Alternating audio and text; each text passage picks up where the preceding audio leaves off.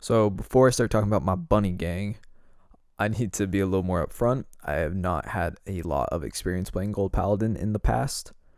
I did start playing it once Liberators came out. That's when I started getting interested. But before that, I have never really been a Gold Paladin main.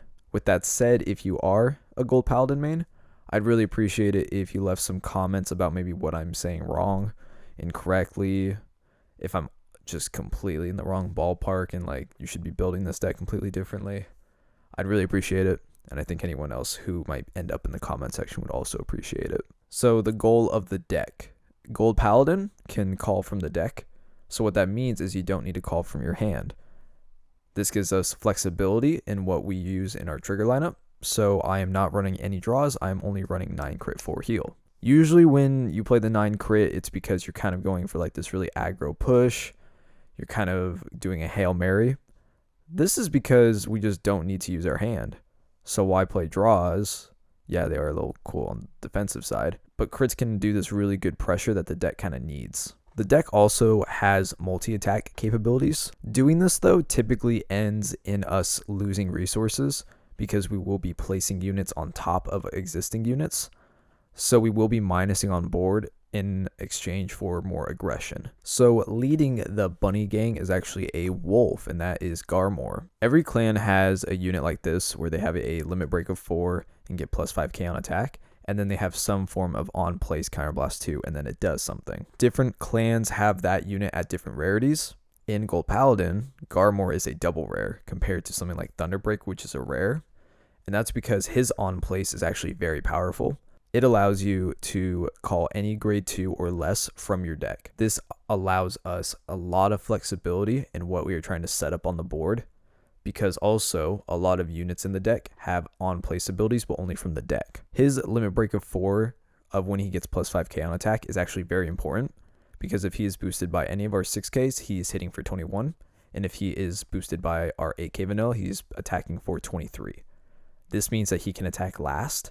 So that means having the crits is a lot more essential, because like on like a side note, that's just something I always kept doing. Was I'm so used to playing draws and this whole efficiency of like, oh, attack with Vanguard first, see where you can put your power. And then I forget, oh wait, I play crits. Now my Vanguard's hitting for 2. They get a defensive. My lines of play are turned off. Like, yeah, just really pay attention to that. Our backup right target is Gerard. If you have another grade 3 on rearguard, he is a 13k attacker. He also has the limit break 4 that you get to look at the top 3 cards of your deck and then call out a grade 3 and then put the rest to the bottom of the deck. This is free plussing, but it doesn't dig very deep and it can only hit one type of grade. That grade also is our triggers, so that means it takes triggers out when it works. He's an okay ride target. Obviously, we would prefer Garm over him at any point in the game, but with a little help, he does hit cross rides, so that's kind of nice. Then for the last playset, you can play whatever grade 3 you'd like that gets power on attack. I typically recommend either Siegel or Holy Edge. Holy Edge is the 10k attacker that gets plus 2k. And then Siegel gets an act ability of you can counterblast 1, he gets plus 3k. You do have to have 4 more rearguards out. This does include him, so it's more like him plus 3. But the ability can stack. So that means he can attack for 16, 19, whatever number you are aiming for. He can reach it by himself. Versus something like the Sagramore or the Manawadan or whatever you pronounce his name. Those guys also get power when they attack. I just prefer Siegel because he gets a lot of power, or Holy Edge because he can attack for 12k by himself. Then filling in the grade 3 slot, I was trying out Griffith. He is the Lionheart clone of when he hits Vanguard counterblast 2 stand a unit. If your opponent ever has 2 interceptors out, he's kind of a dead card because there's not ever really a time where I'd want him to hit over like my Garm, because my Garm has the possibility of hitting crit, and Griffith kind of turns that off. So he's in here still as a 1-up just because like I feel like those moments that will work, like when your opponent has a grade 3 out on rearguard, it does help the board. But for the most part, you might want to consider just adding in like a 5th powered attacker. Moving on to the grade 2s, I am playing 4 of the Lapierre Shooter. It has the ability that when it is placed from the deck, you can discard a card and then check top 3 to call out another card. This card allows you to make boards a lot quicker. So basically it is a 2-for-1. You do have to discard a card, but typically what you'll end up doing is discarding a grade 3 in the hopes of either getting another interceptor or a booster for the board. I'm also playing 4 copies of Tripp. She is the countercharger for Gold Paladin. She's very nice in the early game when you first place Garm, for example, and then would like some counterblast for units like our starter, which uses counterblast. I don't think that she needs to be played at 4. I'm just currently recommending it because the 10k vanilla is not very needed since we're not playing Azel.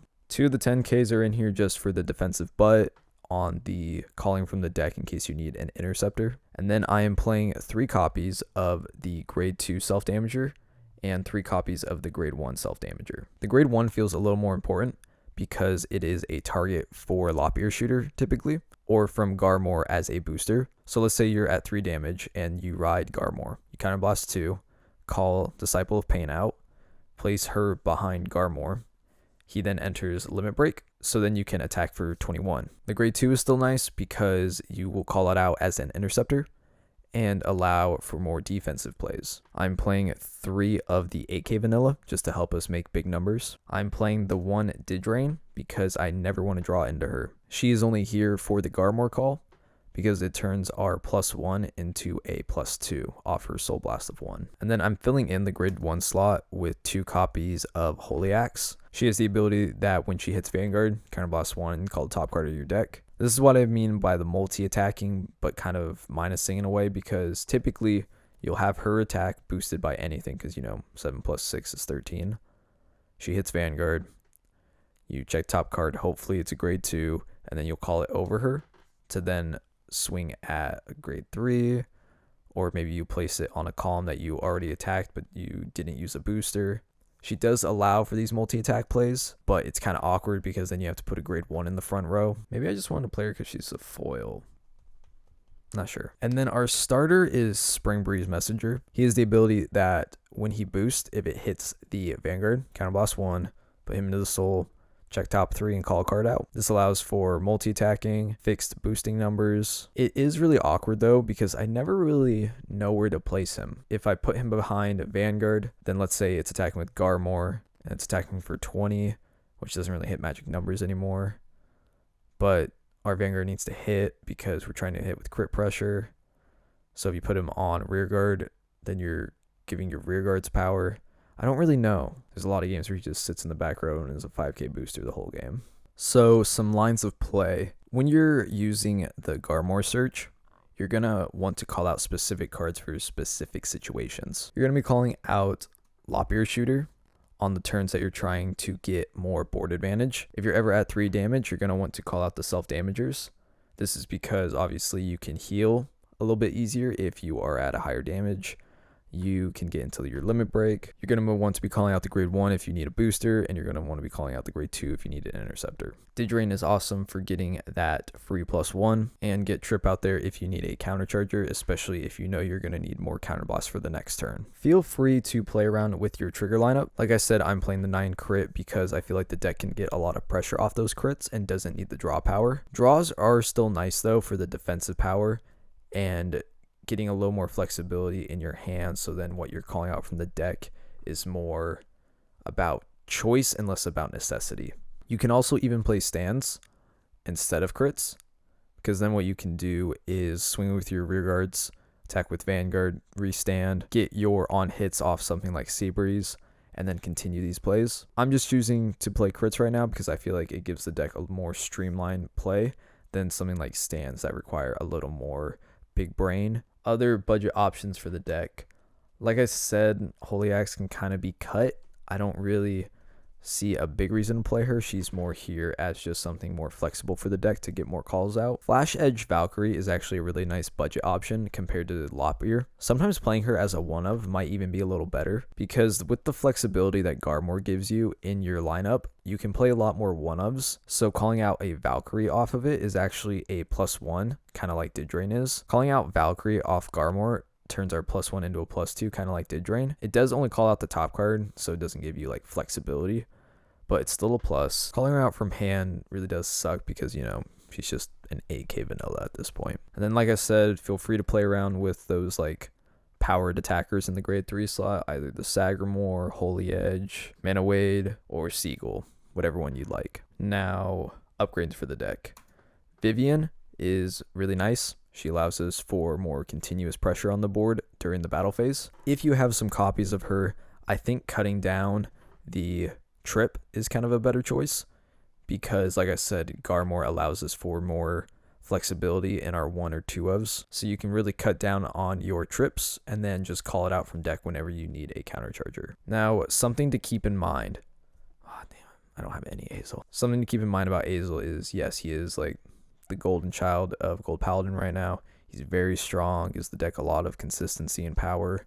He does require you to kind of play around with your deck a little bit more. You can't just kind of splash him in. You're going to want to change your starter. You're going to want to run more vanillas. Now, I actually pulled a lot of Palinor. I even just pulled this foil version of him this morning. Here, let's look at that. Ooh, that's nice. Ooh, Bunny Gang. Now, this card would be so sick in this deck if Garmor could call out grade 3s, because then you'd call out Palinor, Superior Rider, get the crit. Dude, that'd be so sick. That still doesn't mean you don't play Palinor. Palinor gives this deck a natural crit, so the more copies of it you play, you can actually start playing a couple more draws because you already have a natural pressure that this card allows. He also gives crazy power swings, can reshuffle triggers into the deck. I thought because I didn't have any Azel, I wasn't actually going to enjoy Gold Paladin, but playing these copies of Palinor I had really like made me have some fun plays. Now, going up against the meta, all I really did when going up against clans like, you know, Royal Paladin, Kagero, Narukami, I just tried to be as defensive with my interceptors as possible and then pressure with the crits. Games I didn't get crits, I didn't win. Games I did get crits, I would win. And so playing 9 crits really did help. But I do see that once you start adding in the triple rares, you're just going to get a lot more win consistency. Now, my final thoughts for the deck. I'm really surprised by how well this deck turned out. I really thought that Garmor wasn't going to be able to carry this deck enough. I was also very annoyed when I saw that he was a double rare because, like I said, like Thunderbreak has a very similar ability text. So I was like, but he's a rare. But then like I found out like very quickly that calling from the deck is so much more powerful than just like retiring a grade 2. Now, when I really started enjoying this deck is when I started figuring out Gold Paladin from this version of the deck. But then once I started adding in my Palinors just to feel out the more competitive build, then I really started enjoying it. Like, I can't imagine how much more fun this deck gets once you start adding in like the Vivians and the Azels. I thought I wasn't going to enjoy the deck mainly because MLB has kind of left such a salty taste in my mouth with the whole Paladin thing. Like, just looking at IG's face just kind of upsets me. Like, Gold Paladin kind of pulled me back, you know, Bunny Gang. So like I said, I didn't really have any experience playing Gold Paladin before like 5 days ago when I started like playtesting the deck. So if you know some better plays, if you know how the deck plays a little better against the meta, I'd really like to hear. I don't believe I'll be making a Angel Feather free-to-play video. That's mainly just because Asterisk did a really good budget build, and it's basically the same deck I was going to be making with the same kind of notes. And he obviously has a lot more experience and love for Angel Feather than I do, so I feel like repeating basically what he said but with less enthusiasm just would kind of be disrespectful to the clan. This doesn't mean I won't be doing any Angel Feather videos. It just means I'll just kind of let the budget one go and focus more on the more fun builds. Yeah, I never know how to end these. That's all I got.